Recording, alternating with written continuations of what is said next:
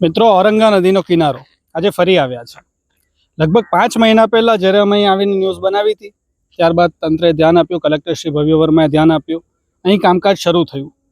મિત્રો, એ કહેતા ખુશી થાય છે કે આજે 4.5 મહિના બાદ અહીં એક બદલાવ દેખાય છે. આપ જેમ પાછળ જોઈ શકો છો ને, આ વિસ્તાર લગભગ 70 થી 80% કામ તો થઈ ગયું છે.